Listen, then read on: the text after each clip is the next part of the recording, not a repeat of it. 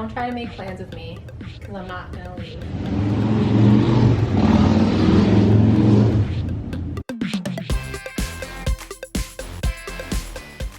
Hey, today is the last video of the individual questions for the Collaboration Connection project. We've been doing it since the end of April and it's now almost June, so time flies when you're in quarantine. Am I right? So we're just gonna get right into the questions and I'll put the first one up here. The answer to this is similar to the one I answered last week about something that I want to do, and that is own a home. I want to share a home with somebody. I would love to have a little house with a partner and have a garden and a yard and just make a home with somebody. That's what I want to share. I want to share my life in general.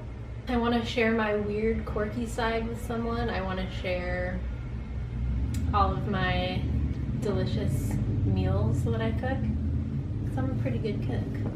Sometimes I feel just cliche for wanting something that's so cliche. I don't know how else to say it, but that's what I want to share. Someday. If you're going to be friends with me, you need to know that I like having plans set ahead of time. I don't love making spontaneous plans. I'll do it if it's during the day, but if it's at night especially, there's some people that are fine with texting someone at 8:30 and being like, hey, do you want to go meet me somewhere? I'm not that person. Especially in the winter, no, I'm not leaving.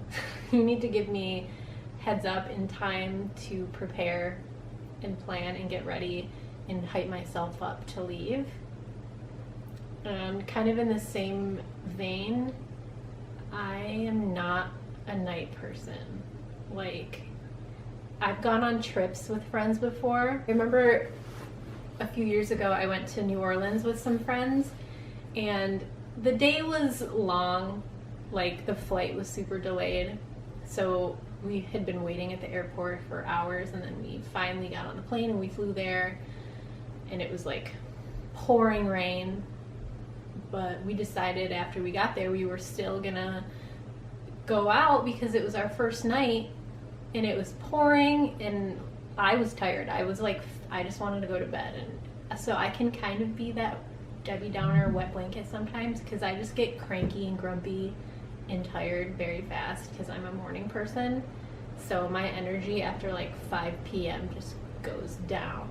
So if you're gonna be friends with me, you're gonna have to be okay with that, I guess.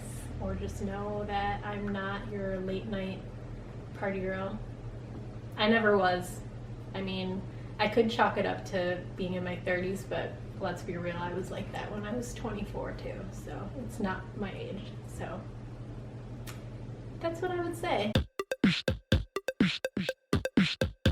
It was hard for me to think of an embarrassing moment, which is kind of surprising because for a lot of my life I was very shy and awkward and embarrassed by a lot, but I can't really think of anything off the top of my head right now.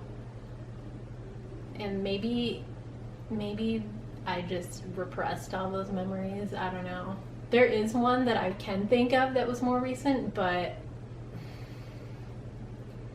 it involves bodily fluids, and I don't want to get into that, so I will share an embarrassing story that I guess I was embarrassed when it happened, but now my family will know when I tell the story. I used to go camping a lot with my dad and my sister and my uncle and cousins, and I don't remember how old I was, like 7 or 8 maybe. And this one night we went to the bathroom and they only had like the porta-johns, and so I go in there. Maybe it was my first time in a porta-john, I don't know, but I go in there and I do my thing and then I try to figure out how I'm supposed to wash my hands. So I do what I can and I do what I think is correct. And then I come out and I tell my dad that there's soap in a sink but no water. Turns out I washed my hands with a urinary cake.